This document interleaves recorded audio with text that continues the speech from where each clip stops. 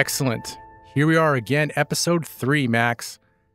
That was pretty good. Before we really get into it, really fast, before we get into our play-by-play, I want to say thanks to everyone that's been supporting us and helping us grow this community. Thank you to our Patreon producer, Knight Rider 169. If you want to help out like Knight Rider and support this show, please head over to patreon.com/rotyourbrainmedia. Also, our other show, Still Holds Up, starts up again this week, so please be on the lookout. If you haven't subscribed or followed, head over and click the link.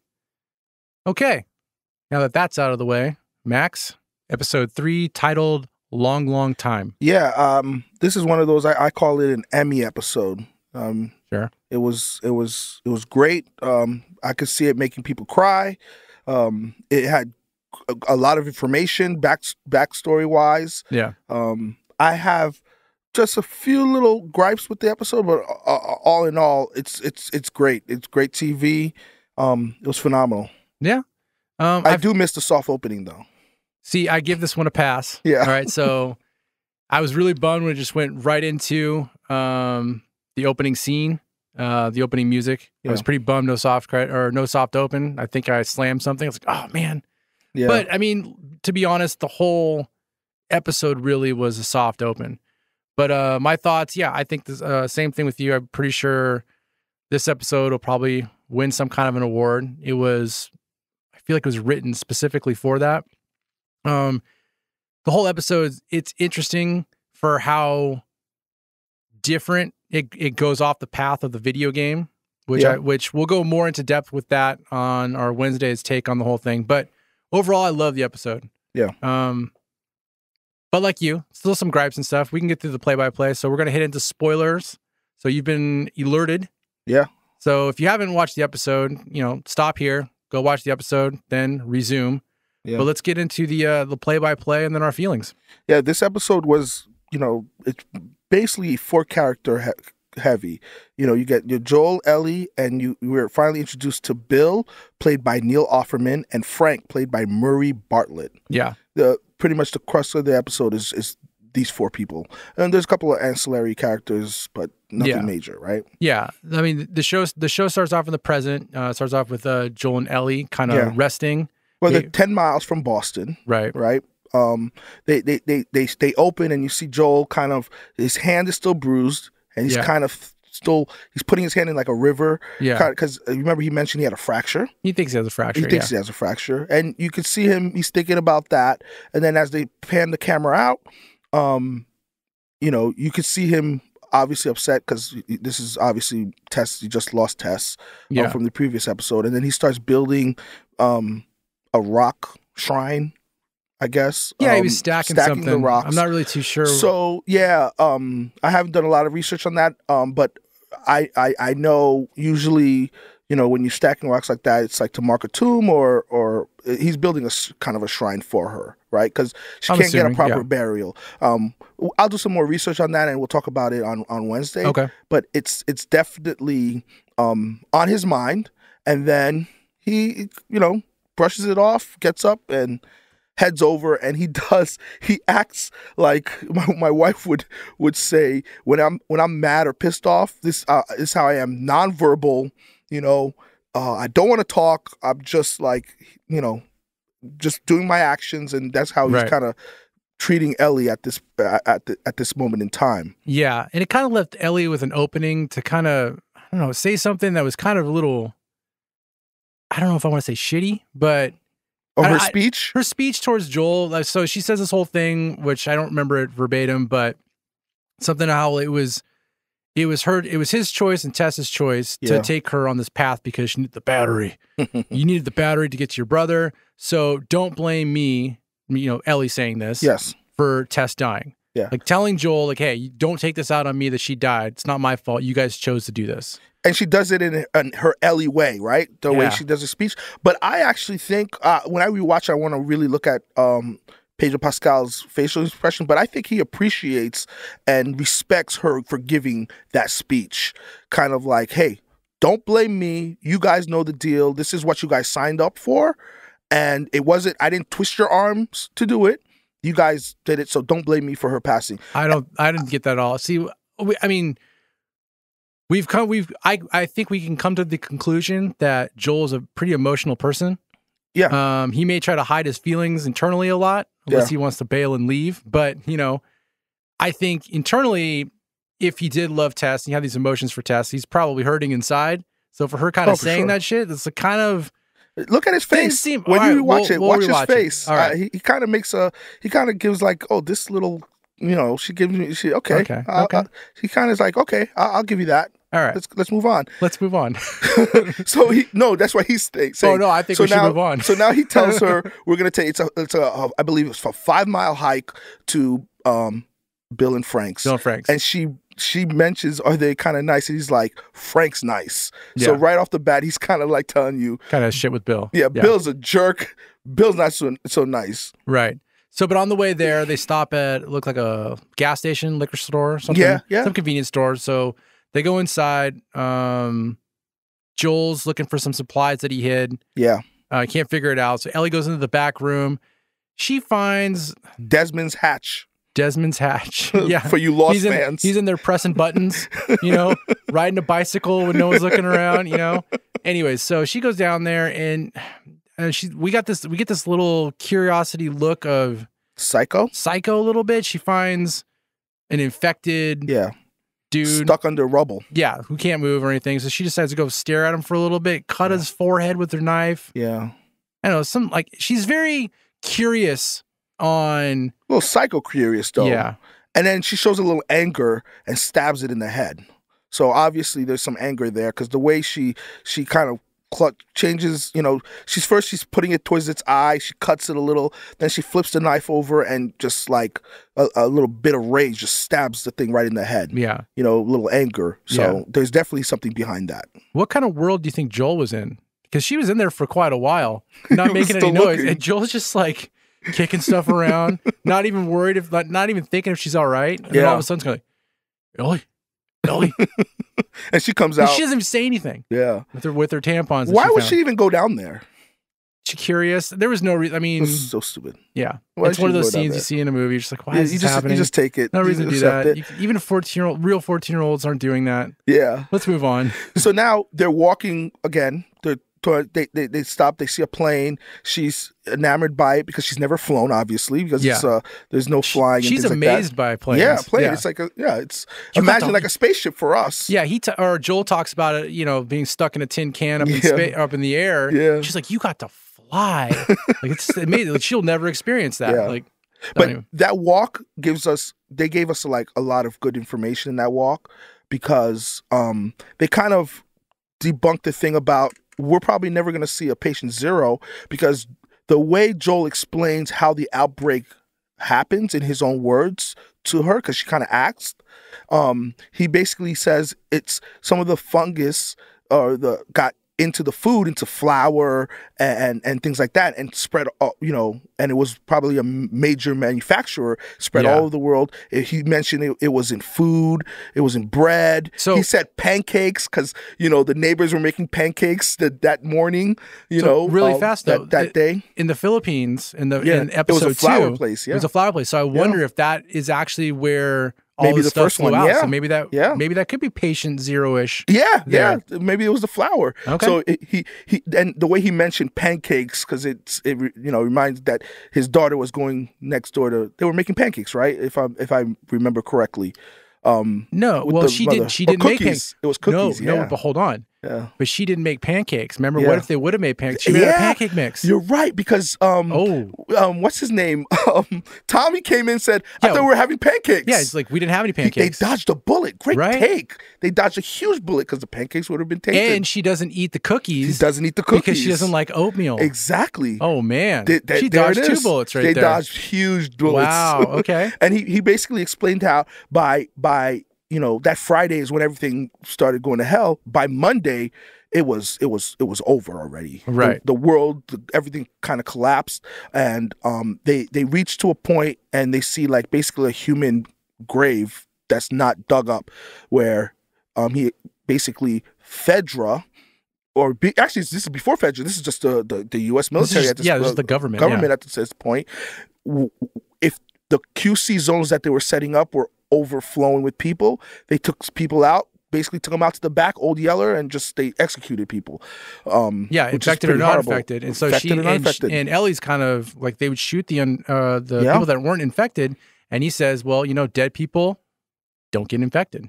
Yeah. And this is, to me, I mean, we'll talk about it more on Monday, but this was the first kind of positive interaction I saw that the two characters had. Yeah, they were actually having a normal conversation. Exactly. So that's what I saw. I picked up out of that.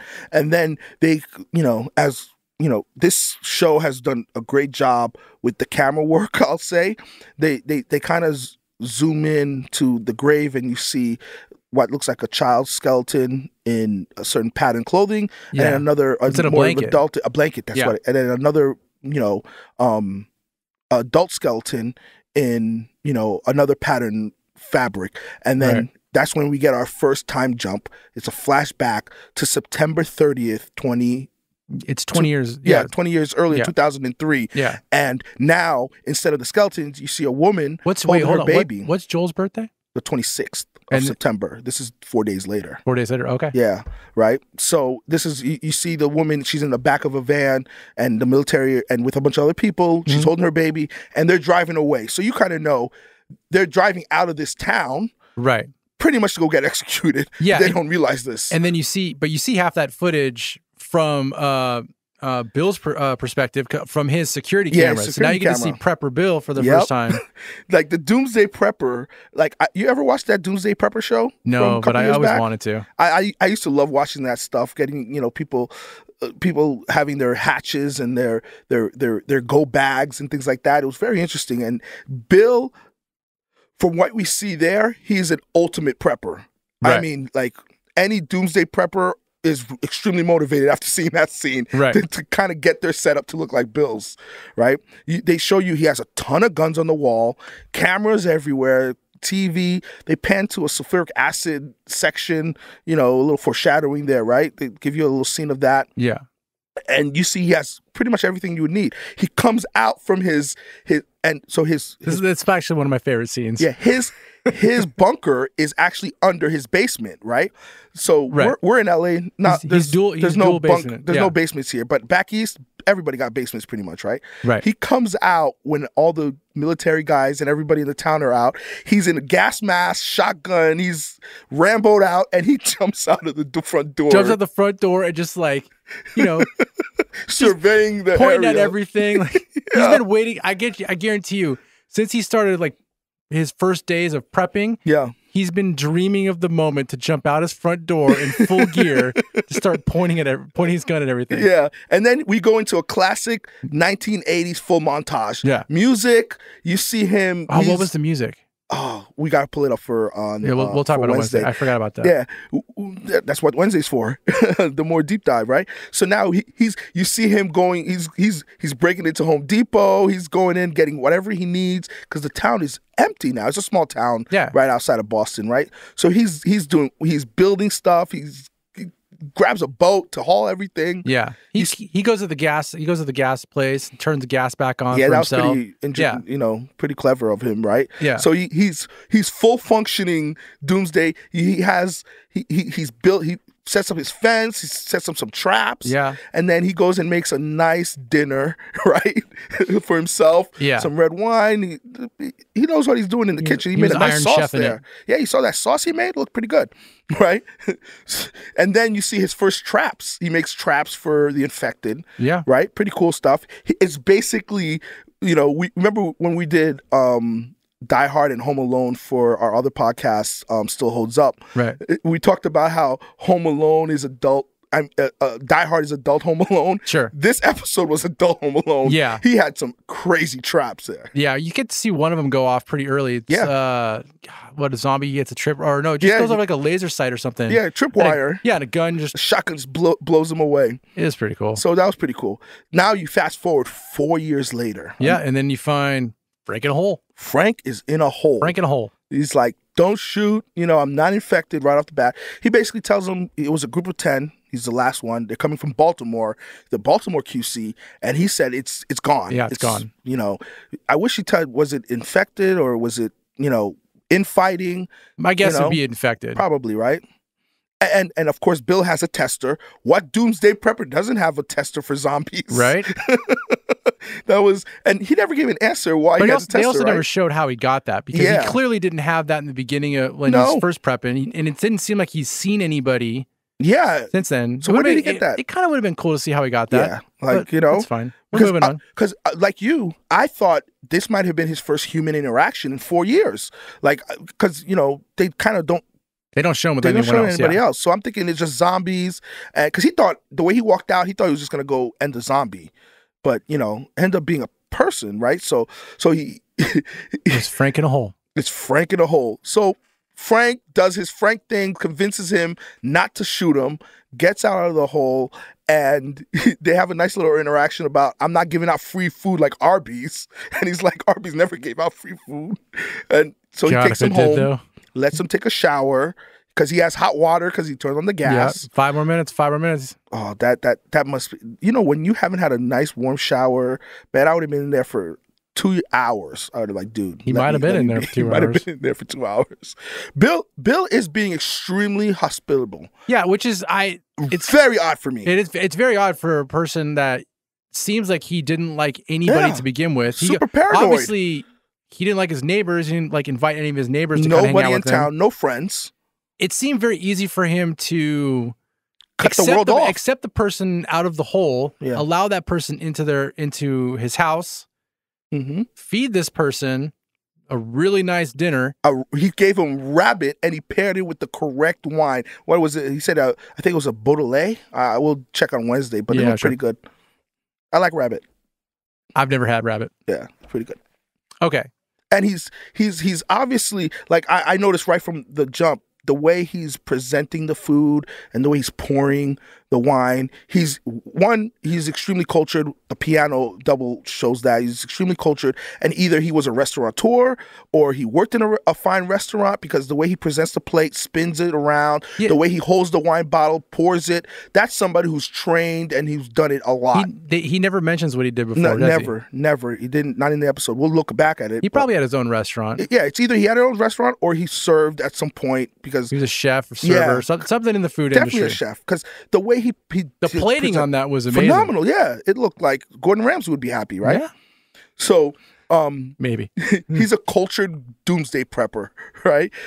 Frank notices a piano. You know, obviously this world is not for entertainment. He finds, you know, what was her name?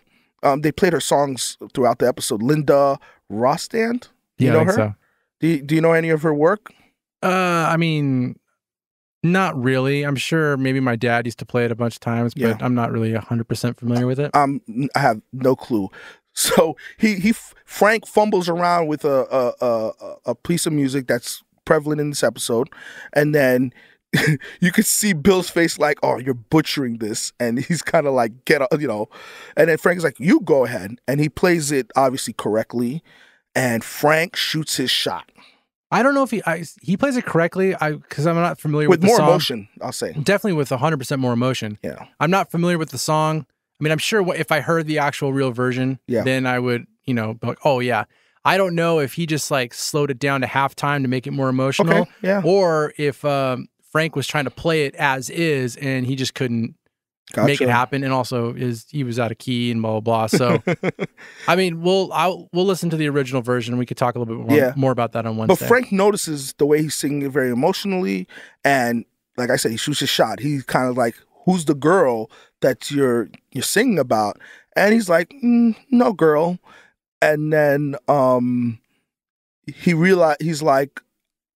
gets closer, and I guess he says. He knows there's no girl because he's kind of getting, you know, the homosexual vibes coming from Bill, I guess. I mean, like, he's like, I know, you know, and he shoots his shot. He leans in for a kiss, right?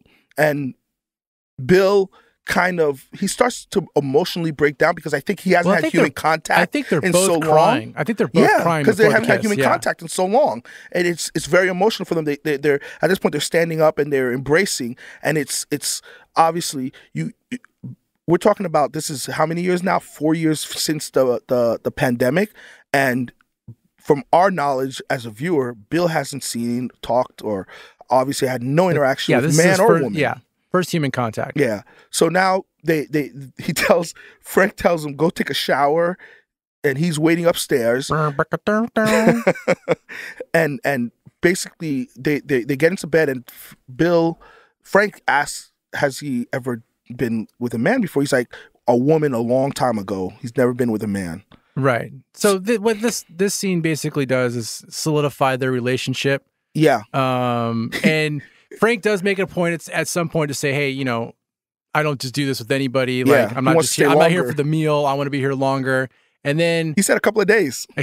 And then we get our next time jump. 4 years or 3 years later. No, it's 3 years later. 3 years later, yeah. So he's like, I'm going to have to stay for a couple of days. It ends up being 3 years. Yeah, and then 3 years later, it shows them like going outside and having a couple's fight. Yeah, typical. 3 years. Honeymoon's over. Yeah, and Frank is talking about that place, the house, the street, all the neighboring houses, that it's his as well. Yeah. Like he is now a part of, Bill's this town life. It's part of his, like what's his is his, blah, blah, blah.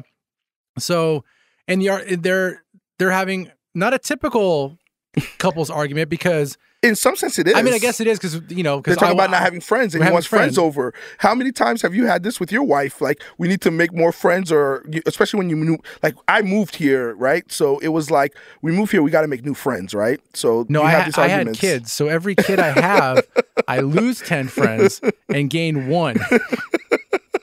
So I have 3 kids now. So I lost 30. So I have 3 friends. You lost 30, right? You're one of them.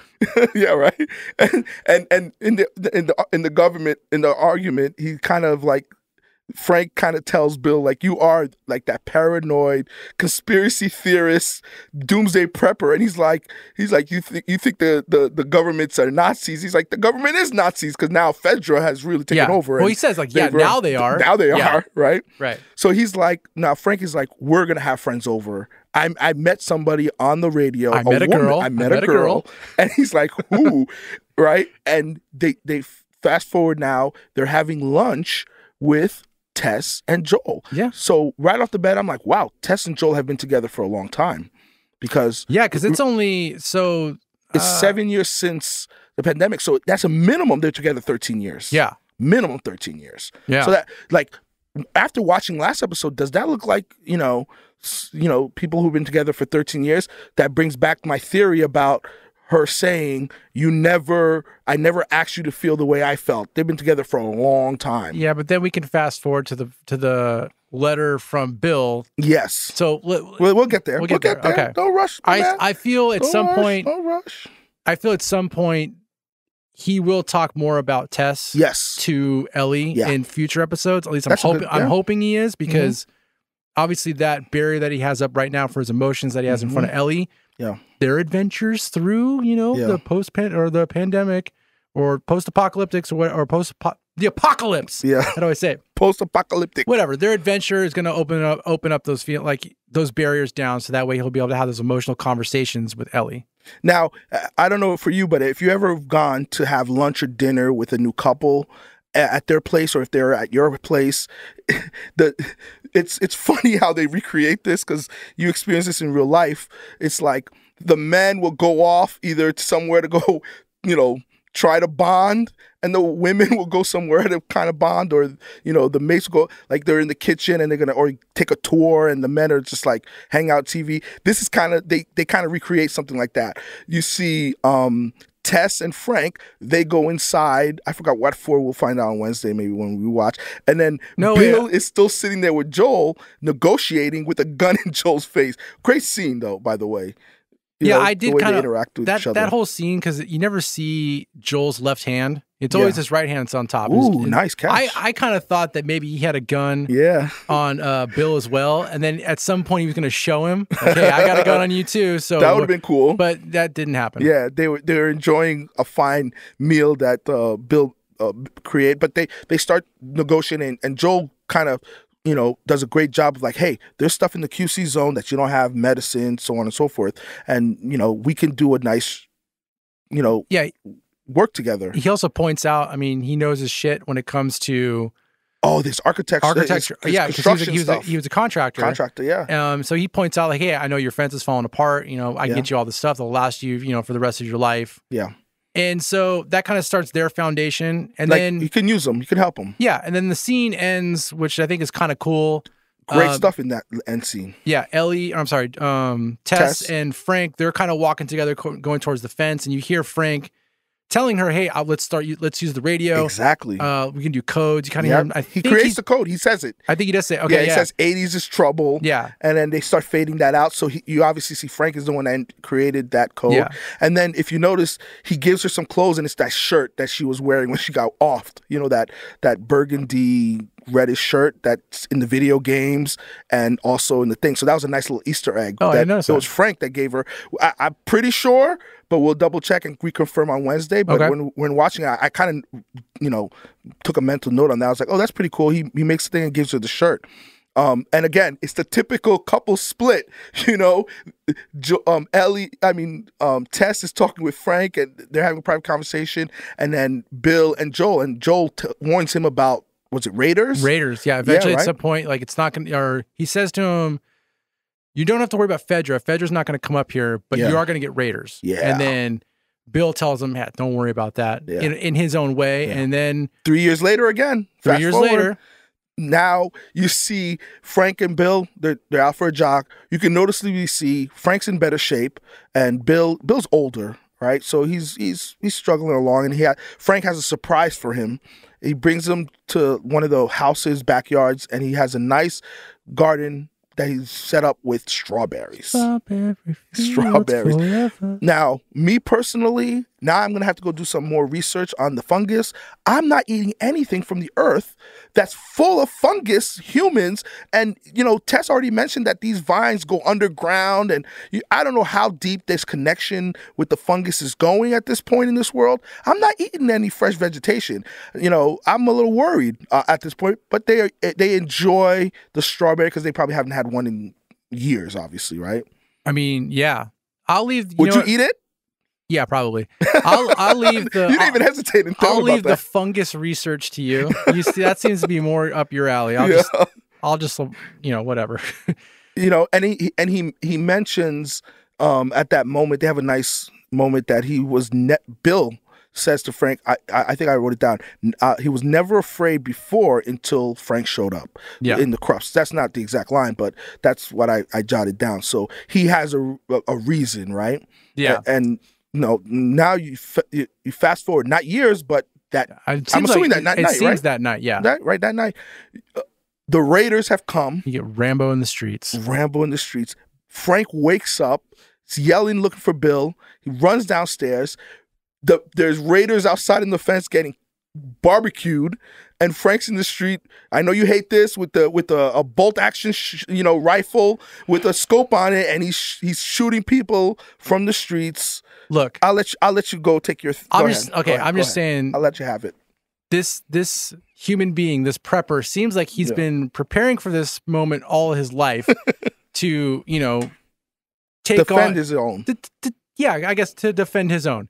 The fact that he grabbed a sniper rifle and decided to go stand in the middle of the street and try shooting them made absolute no sense whatsoever. Now, if he was out his window in his house, sniping makes more sense. If he's down like behind a bush, behind the pillar, in another house across the street, there's multiple places. Clock tower. Especially since it's raining too. You can find multiple places to hide. Lay down on the street. Make it harder for them to hit you. He's standing up there with a sniper rifle. He was doing all right until Frank runs out and distracts him, and then he gets hit. Yeah, I guess so. We can blame that on Frank, but I think it's just poor move on Bill. And I know. Go ahead. There's nothing you can say that I would think that any rational person would do that, or what do you mean, a scared person, because scared people also don't run into the middle of the street. Okay, I get you on all this. Making it easier for the villain to shoot you. It doesn't make any sense. But listen, they never said he was military trained. To think about higher ground. He's worried about, about Frank inside. Adrenaline's going. This is probably the most action he's had in a long time. He has a lot of he just runs out and I'm going to start shooting. He's not thinking about, you know, General Patton, let's get higher ground and great line of sight.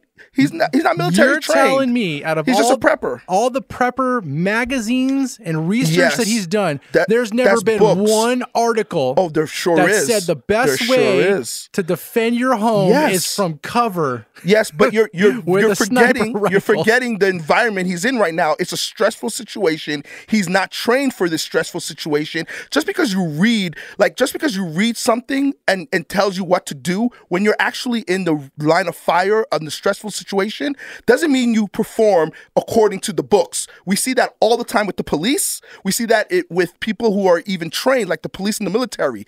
If you're not properly trained under stressful situations, you might not revert to your basic training and remember all the stuff you learned. That's for people who are trained. They sometimes mess up. So now you're talking about a doomsday prepper who might have read 1 billion times, but when you're in that line of fire, you don't know how you're going to react.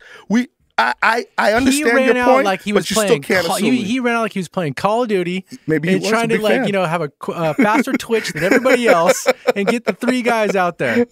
All right, it was a good take. I had a bigger problem with him even taking Frank in. I mean, you're a paranoid prepper and you're going to trust a guy in your home? What happens if Frank just slits his throat while he's sleeping? Okay. Like, I had more problems with that than Rambo Bill in the streets. So after Rambo Street Bill failed his military tactic, he gets hit.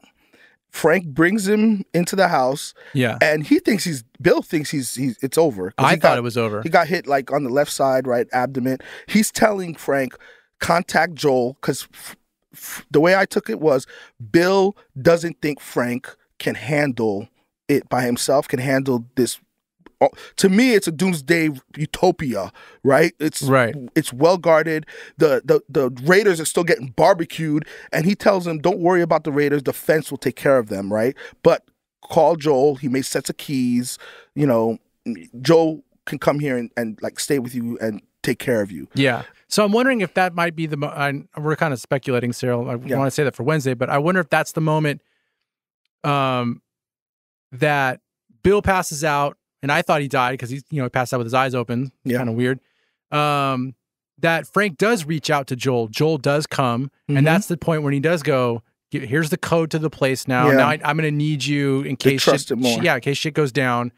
You know, if you could back us up. You know." And so I think that's when he actually starts trusting Joel more. We obviously don't see that, but I'm just speculating that. I think I agree with you on that, because now he realizes his mortality, his possibility is like, you know what? If I ever go, I need somebody who can take care of Frank. And I think you're spot on that. Yeah, because it goes back to when the thing that he says to Frank. You know, we're assuming that that morning or whenever after the jog, I was never scared of anything before, but now I'm scared because you know I don't want anything to happen to you. And so very touching. So now we're fast forward. It's a big one. To the present time. No, this is 10 years. Oh, yeah, 10 years. Oh, I missed that. Yeah, 10 years later. Well, actually, it's 10 years later, but it's current time. It's current time. We came to the conclusion that we think it's a month. A month before Ellie and Joel we'll get to Tess that. leave. Yeah. But it's 10 years later from Rambo Bill in the streets. It's 2023, and we see Frank is now in a wheelchair.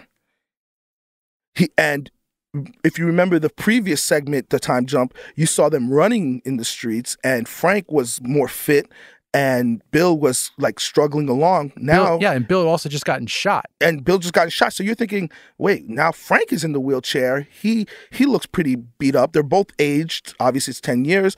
Bill's still lumbering around. He's watering his plants, and Frank is doing like, I gotta look up who did all this artwork for this episode. Sure. Frank is doing a lot of art, but the artwork is pretty awesime in the episode. Yeah, but it looks like he's also struggling with his art now, because like his hands, it seems like his hand motion's kind of messed up. I think he has ALS now. Yeah. We'll look up and see, confirm it. But I think it's ALS because they make a comment later on that there was no cure before this, before the apocalypse. So what makes you think there'd be a cure now? So that makes me think he's in a wheelchair. He can't really move very well. Yeah. And he's taking a ton of pills, You know, Bill is feeding him, and all you can see him, he's leaned forward to like sip out of a straw. So it's a tough existence for him right now. Yeah, for somebody who had such flair for life, right? Yeah, You know, you could see he's a person who enjoyed life, and now because when Bill is feeding him the first time, you see how much he enjoyed it. He enjoyed running. They were living a normal life together. In this crazy time, and now he can't do any of that stuff.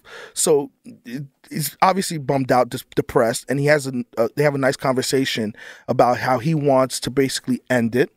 He wants to have one more great day. Yeah, you know, and the day is they go to his boutique that he's been curating and they decide they're going to get married. They marry themselves, and he wants a nice dinner that Bill makes. And he wants, but he wants Bill to take all the pills that he has, crush them up, and then put it in wine for him. Then he wants him to sip, and then Frank will sip the wine, and then he wants Bill to take him to bed where he can fall asleep, and then that would be it. Yeah. And then while he's saying this, in my mind, I'm thinking, well, that kind of sucks for Bill, because then the following day, he now has the love of his life laying in his bed. Yeah. So now you got to drag him out of there, you know, dispose of him in whatever way, you know. I'm thinking of like the next day, which kind of sucks. That day sucked, and then, you know, he still has to live with all that stuff. Well, maybe he wouldn't do that because a lot of times in other zombie or post-apocalyptic worlds, people usually just like leave the person in that room, they tape it up, and they don't handle it. They just leave them in there, and they never go back into that room. Really? You know, you see all the time when people are like, whether it's any I Am Legend or any of those, you see people walk, you know, when they're scavenging, they go into a house, they scavenge stuff, and then they go into a room, and you see people laid in the bed, you know, dead, or either they're dead or their kids are in another room dead. It's just like, you just leave it alone. You know, if you leave, you leave. Tess left his son in the basement, right? Killed the husband. Sometimes you don't bury him. But then Tess maybe left. He would. Bill would. But then Tess left. If that's still Bill, if that's still going to be Bill's home, and Bill's supposed to continue to live, maybe he would bury him. I think he would take him out and he would bury him. And that's still tough, regardless. That's what I was thinking, anyways, when he said that. But it turns out that didn't really matter, anyways. No, they have a wonderful dinner. He brings out that same bottle of wine that they had the first night. He cooked for him the first time they cooked. He actually pours the pills into Frank's cup. Bill does. Right. He drinks it, and then Bill hesitates for a moment. Then he takes his cup and he drinks, and then Frank kind of, you know, puts two and two together and like, you put pills in the bottle, didn't you? Right. I think that's what he said. He said enough to kill a horse. I think. Enough to kill or an elephant or something. Yeah. So there, you know, Bill, who in the beginning of this episode, when we were introduced to him, he's completely happy being a loner, running around town by himself, and now he can't see himself living as a loner anymore because Frank has changed him so much, and he's cared so much and loves the guy so much that he's like, you know what, if you're gonna go out, I'm gonna go out too, right? Yeah. And he does make a comment that it's not a tragedy. I can't remember exactly what he said, but it's had something to do with, also, I mean, he is older now. Yeah. Like, he has lived his life. Yeah. And I think the point he's trying to make is that I've already lived all that I want to live now. Like, you know, so. And he mentions that you were my purpose. You're my purpose. Yeah. Right. Does he say it to him, or does he say it in the letter? I think he might have said it to him, because I have it here at this point, and we haven't gotten to the letter yet. Okay. So he says, you were my purpose. So we'll double check that for Wednesday's episode, but I have it written down here. You were my purpose. Okay. And I said Bill ends it as well. So they go to their room, and obviously they're going to go sleep it and go to sleep and not wake up. And that's the last you see of them. And that was an emotional scene. That was an emotion. Not only was that an emotional scene, but that day was, because you knew what the end result was going to be. Yeah, and it was well done. That whole portion of this episode. Us being introduced to Frank and Bill.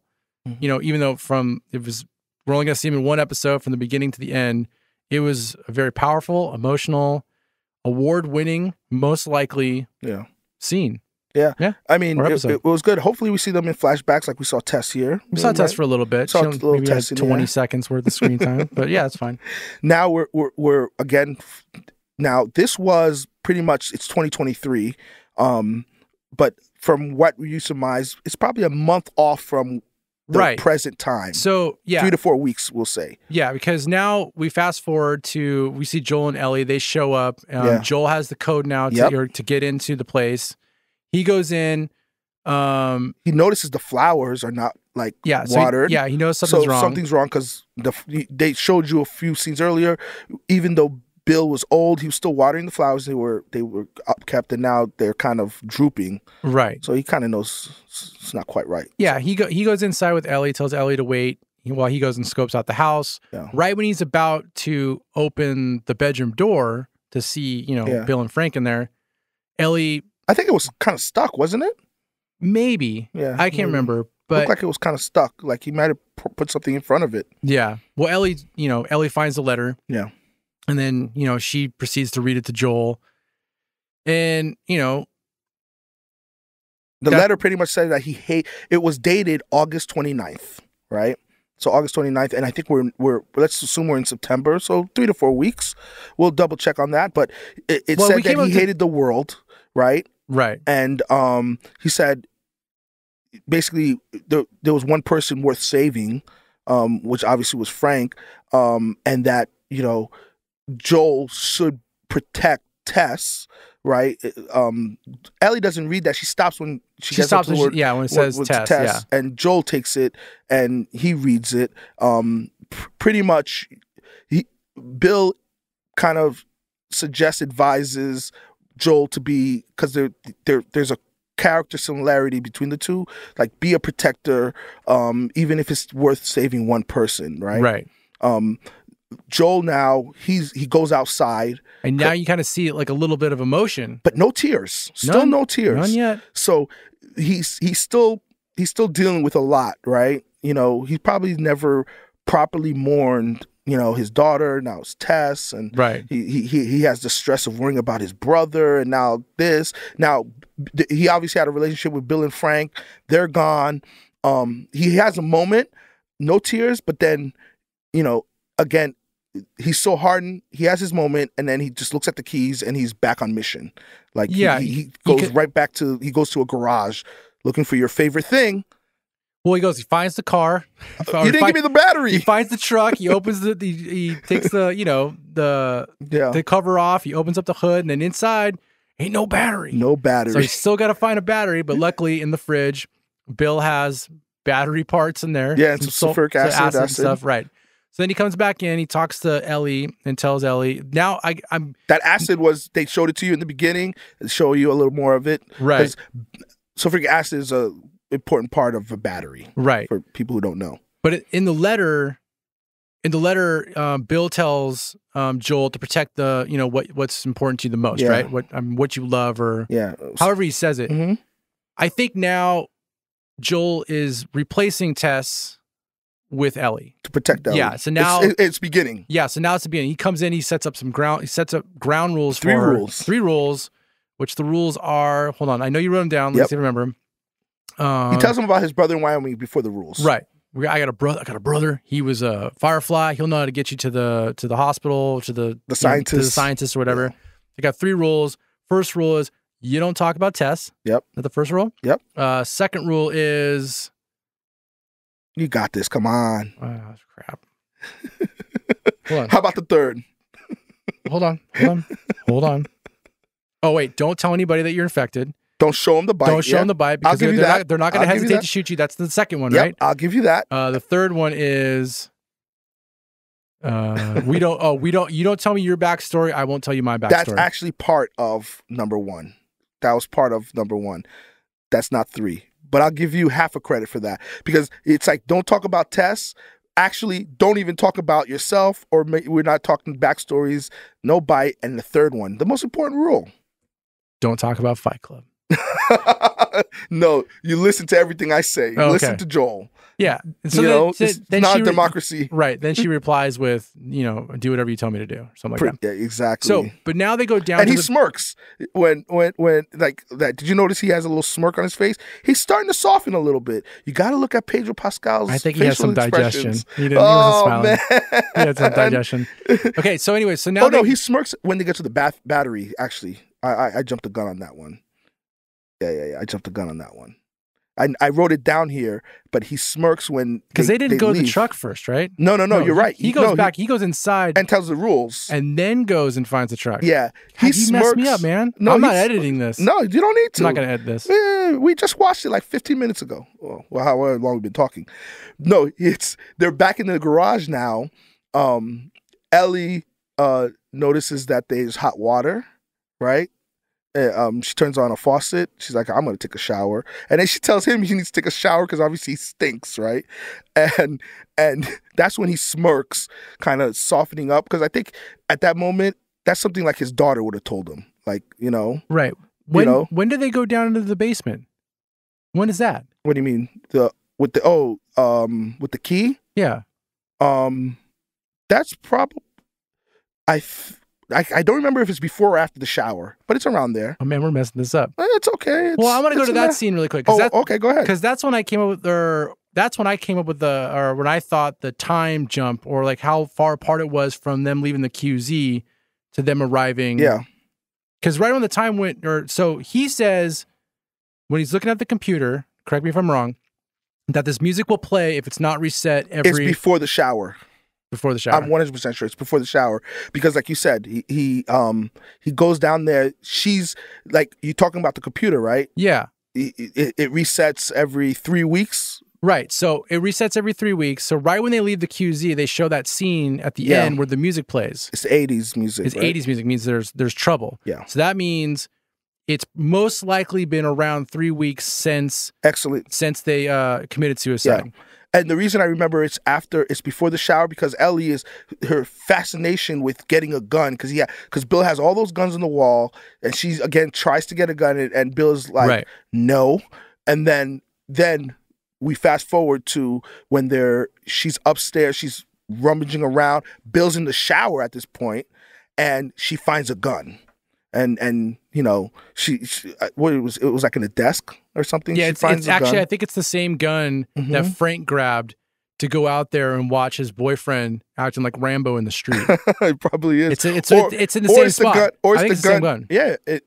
Is it the same gun from the lunch date where he has it pointed on the table? No, I think it's a different gun. Different gun. Okay. Different gun. So anyway,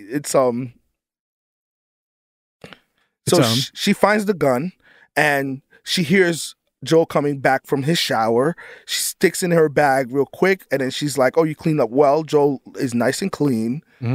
Hop into the car, and they're driving away. She's obviously never really been in a car. She didn't even know how to buckle a seatbelt. Yeah, she didn't even know what a seatbelt was. He said, "Like, put your seatbelt on." She looked like a what? You know, kind of thing. You know, she buckles the seatbelt. She goes through the glove box and finds a tape of Linda Ronstadt, and it's playing that song again. And is that the same song that they're trying to play on the piano? I believe it's the same song. Crap. I'm pretty sure it's the same song. I didn't put that together. We'll double check and make sure. Double check on Wednesday. But I'm pretty sure it's Hollywood. That's what they do, right? So they drive away. Joel has a cool little remote control to an awesome new, bat cave. You want to call it, whatever you want to call this town. He opens the gate. And they're off. Yeah, I'm a little shocked they didn't spend a couple nights there to kind of like decompress, refresh. But and then they show get going. The show ends. They show you the window in the letter Bill's left for Joel. He said, "I'm going to leave the window open so the air can, not make the house stink." And that's the window. They pan out of the room, and that's when they go to black. That you could see Ellie and Joel driving off, and the window's open and. Episode's over. Yeah. Episode, what is it called? Long time. Overall, good episode. Yeah. Very emotional. It's a tearjerker. It's definitely a good story. It's a self-contained story. Yeah. Obviously. Kind kind of in my opinion, which is not going to be a popular opinion, this is a filler episode. It's not a filler, dude. I told you. Look, I said from the very beginning, and we can get more deep with this on Wednesday. I said from the beginning, what's going to make this show is going to be the relationship between Joel and Ellie, right? Yes. So that really wasn't a focal point at all in this episode, which is fine. It was. But you introduced two characters that you took out immediately in the same exact episode that had no real interaction with them to help them get to their next destination, with the exception of, I got the key, I got the truck, I finally got a battery, now I'm going. No, that's not. It's a great story, but it's, in the long scheme of things, it's a filler piece. No, it's not a filler piece, because Bill, to the viewer, it's a correlation between Bill and Joel. At the time when Joel gets that letter and Bill is telling him to be a protector, Bill knows the kind of man, Joel knows the kind of man Bill was. Kind of like him, hardened, survivalist, didn't really care for the world. And Joel knows that Bill's love for Frank kind of changed him, and he made him be a protector, right? He even mentions it Bill mentions in his article, in his letter, that his whole purpose was to protect Frank. Now you need to protect Tess at this time. But he was already doing that, though. Sort of, but not really. It was good words to hear. Look how protective he was when he saw her just with a black eye. I know. And then obviously he's doing it, but sometimes it's good to hear from somebody who's like you, something that is at this moment when he's hearing this, Tess is gone, but now he can refocus to protect Ellie. This episode was for Bill, okay? Not for Bill, for Joel. We as the viewer, if we just had gotten a letter from a character named Bill saying you need to protect your own kind of thing, like the letter says, we wouldn't have no reference point, no context to that. For the words coming from somebody so impactful that's basically almost like a clone of Joel.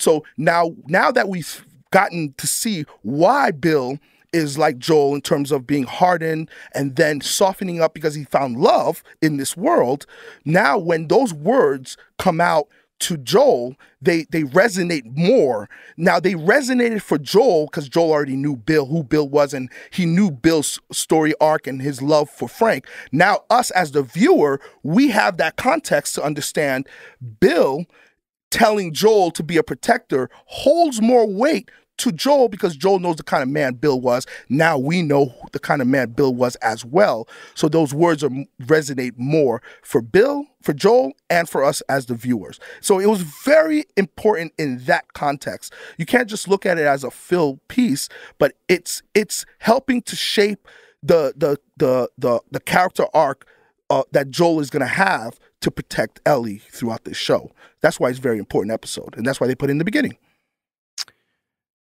You're so passionate about it. I'm gonna say you're absolutely right. No, this is how I took the episode. No, I didn't take it as a fill. I took it as that. I could see how you'd see it that way. All right, I'm seeing it your way.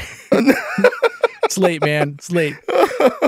Well, we'll have plenty more to talk about. We'll do some more. We'll do a rewatch, and I'll see if I still get that when I do the rewatch. That's what I got out of the episode.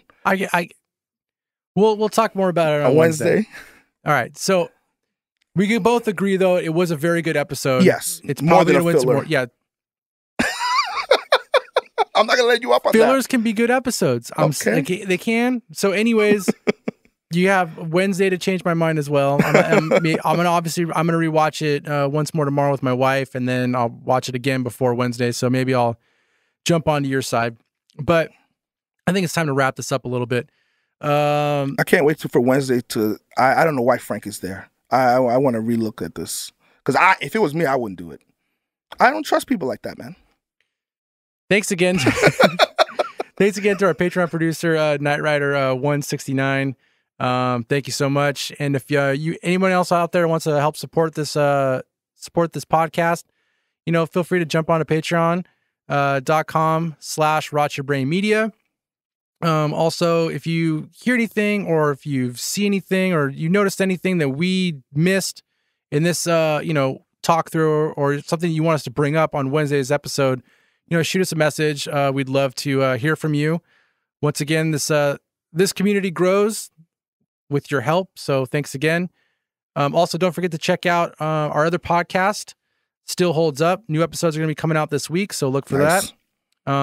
Once again, thank you so much.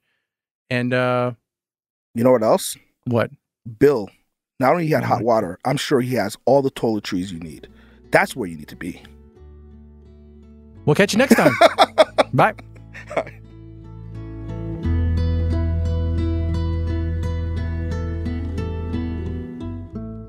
Intro music composed by Kyle Torme. Outro music and bed music composed by Jason Zaffrey. Thanks for listening to this episode of The Last of Us, a Rot Your Brain podcast. Subscribe to The Last of Us podcast feed at rotyourbrainmedia.com/The Last of Us. Follow us on Twitter at rot_yourbrain and support Rot Your Brain Media and its podcast by being a part of this exciting new and growing community. Visit patreon.com/rotyourbrainmedia.